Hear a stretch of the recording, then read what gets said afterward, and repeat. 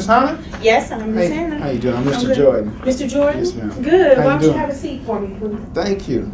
Now, let me inform you that I am doing tons of interviewing today. Okay. So I'm not real sure of the position that you're interviewing for. Can you kind of refresh my memory? I sure can. I'm interviewing for the QAR specialist position. Okay, wonderful. Wonderful, wonderful. All right. Well, let's get right into it. Okay. What is making you interested in this actual position?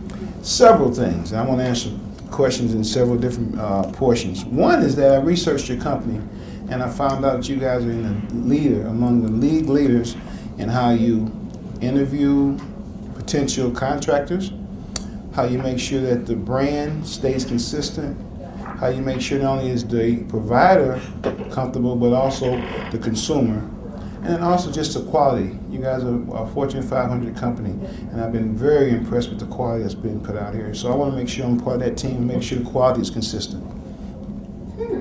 Okay, so you talked about the quality and being a part of the team.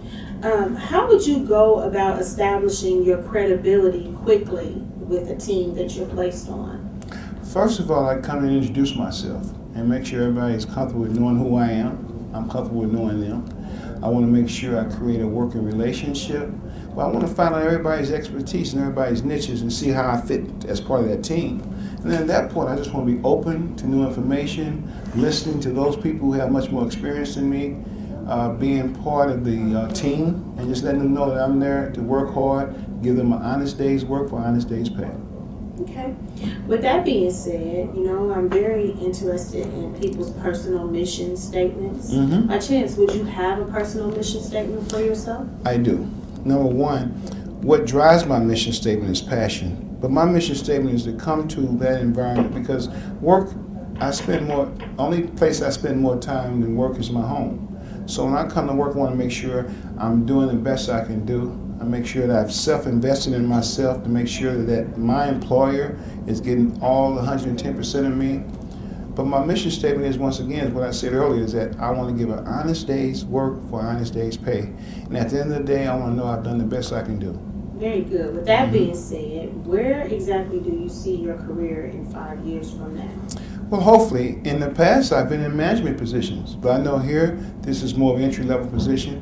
But hopefully I'm going to be able to demonstrate my skills, show to my team and show to management that I have the necessary skills to maybe be in upper management or either in an executive position. That's what my goal is. Okay. Well, now I see on your application that you check yes, that you are an ex-offender or have been convicted of a felony. Would you like to explain or elaborate on that? I sure would. Ms. Hannah, I'm glad you asked me that question because I want you and this agency to feel comfortable in hiring me. When I was younger, I was taking prescribed medication, and I was arrested for DUI, which is driving under prescribed medication, and as well as I had an unregistered firearm.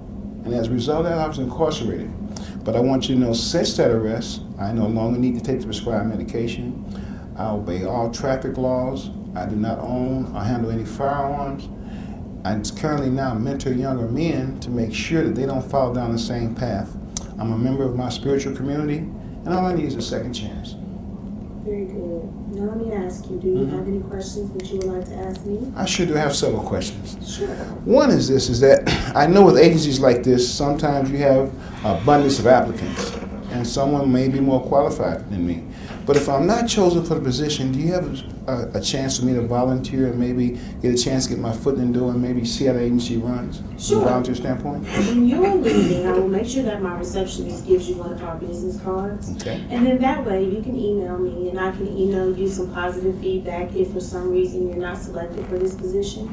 Right. As well as you can also find out more information about our volunteer mentor programs that we have that are more like internships. Excellent. My second question is that if I'm chosen for the position, I understand there's a training period, whether you have 20 years experience or 1 day experience, that your agency does a little different than the agency I come from. If I'm chosen for a position, can I shadow your best employee that does my position currently so I can learn it the right way the first time?